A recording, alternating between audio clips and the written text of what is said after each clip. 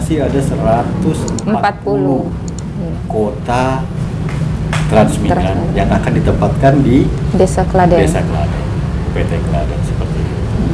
Harapan kita tidak ada masalah di lapangan, tidak ada konflik, sehingga kita bisa tetap melaksanakan transmigran sampai memenuhi target.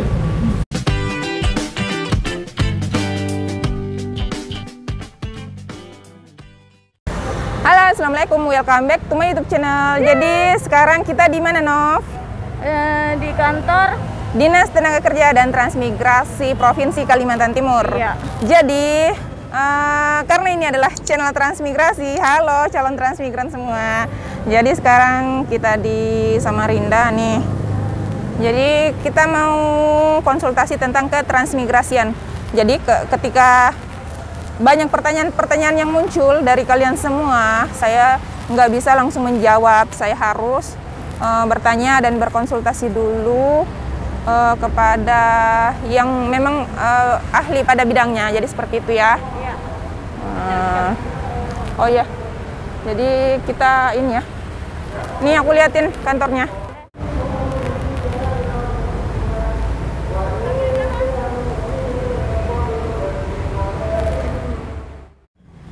Assalamualaikum, welcome back to my YouTube channel. Dan hari ini saya berada di kantor Dinas Tenaga Kerja dan Transmigrasi Provinsi Kalimantan Timur. Dan di sini saya sudah bersama dengan Bapak Kepala Bidang Transmigrasi, Pak ya. Dengan Bapak siapa, Pak? Abdul.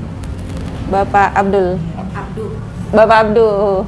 Dan juga bersama dengan Ibu Sarinda di bidang Kepala Seksi Pembinaan, Bu ya. Jadi teman-teman di sini kan banyak yang bertanya nih tentang transmigrasi. Nah, sekarang saya sudah berada di bidangnya.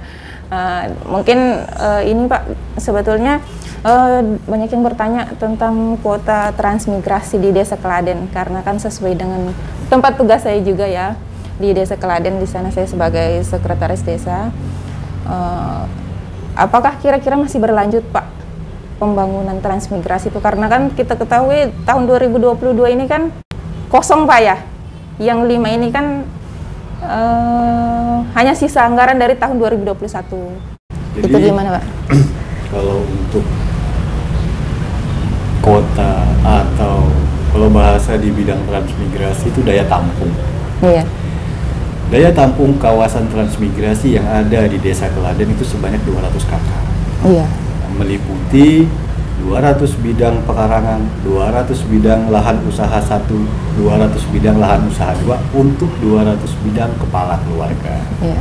Transmigran, baik itu TPA maupun TPS, transmigrasi setempat maupun daerah asal. Iya. Nah, sekarang 2018 itu penempatan 40 kakak, 2021 TPS itu 15 kakak, dan rencananya 2022 ada penempatan TPA sebanyak 15 kakak. Iya. Namun karena RTJK yang dibangun oleh pemerintah kabupaten melalui Dinas Tenaga Kerja dan Provinsi Transmigrasi Kabupaten itu hanya terbangun 5 unit. Iya, betul, Pak. RTJK. Iya. Sehingga penempatan pun 5 unit. Tidak mungkin kita menempatkan transmigran tanpa ada rumahnya. Iya, betul. Walaupun konsep kita awalnya adalah 15. Iya. Anggaran pembangunan juga dikasih 15, tetapi terbangunnya baru 5 saja. Nah, kedepannya yang pasti target adalah 200 kakak. Iya, 200 Nah, sekarang kakak. baru 40, 15, 5 berarti baru 60. Masih ada 140 kota transmigran yang akan ditempatkan di Desa Kladen. PT Kladen seperti itu. Harapan kita tidak ada masalah di lapangan, tidak ada konflik, sehingga kita bisa tetap melaksanakan transmigran sampai memenuhi target. Dan kemudian kita akan melihat kembali HPL transmigrasi. Jika memungkinkan untuk mengembangkan lebih besar lagi, maka akan kita kembangkan. Jika tidak, maka kita akan memeriksa wilayah lain yang ada HPL transmigrasi untuk dilakukan pembangunan transmigrasi. Yang potensi gitu Pak ya? Benar. Tapi kalau untuk tahun 2022 ini Pak emang apakah emang nggak ada kuotanya Pak untuk dibangunkan untuk tahun penempatan tahun selanjutnya? Tahun 2022. Mengingat seperti ini.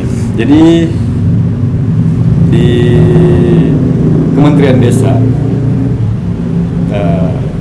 wilayah tertinggal dan transmigrasi itu mempunyai kebijakan revitalisasi. Dalam artian membangun yang ada, menyelesaikan permasalahan yang ada, dan tidak membuat atau merencanakan transmigrasi yang baru sampai dengan tahun 2023. Nah, seperti itu. Jadi sebenarnya tergantung kesiapan Dinas Tenaga Kerja Kabupaten di dalam melaksanakan pembangunan RTJK itu sendiri. Pada saat di kabupaten, karena itu satker di kabupaten, Iya Pak. jadi anggaran APBN turunnya ke kabupaten. Iya. Nah, pada saat itu bisa terlaksana pembangunan RTJK itu sesuai target, maka untuk penempatan transmigrasi menyesuaikan berapa rumah yang terbangun, maka segitu juga jumlahnya penempatan transmigrannya. Gitu. Nah, kemarin diberi jatah 15 pembangunan RTJK. Iya. Namun yang selesai cuma 5. baru 5, Iya. sehingga penempatan pun 5. Iya. Supaya yang 5 ini segera fungsional. Kita kan tidak boleh juga mengeluarkan uang negara membangun tapi tidak fungsional, itu tidak boleh. Iya. Nah, seperti itu, nanti kita bisa kena hukum gitu. Nah, hanya saja untuk kedepannya kita belum mendapatkan informasi dari pusat. Untuk yang 140 sisa kota ini, kita dapat kota berapa nantinya untuk penempatan yang akan datang. Nah, kalau tahun ini sepertinya sudah, karena ini sudah bulan Mei, kemungkinan untuk ada anggaran pembangunan RTJK sepertinya sudah tidak memungkinkan. Tidak memungkinkan, karena sudah berjalan sampai ya hampir 1 semester lah. Ya, Sisa setengah tahun lagi. mungkin di tahun depan dengan pengajuan di tahun ini. Biasanya di Agustus itu pengajuan. Untuk tahun depan. Pengajuannya itu kira-kira berapa kuota Pak? Apa emang langsung diajukan, nanti pelaksanaannya itu Kalau langsung? kita mengajukan sesuai kota, jadi Oh, kalau sesuai. sisa 140 kita ajukan 140. 140. Nah, Nanti- tinggal kemampuan kementerian, karena mereka membagi anggaran 1 tahun untuk kepentingan transmigrasi seluruh Indonesia.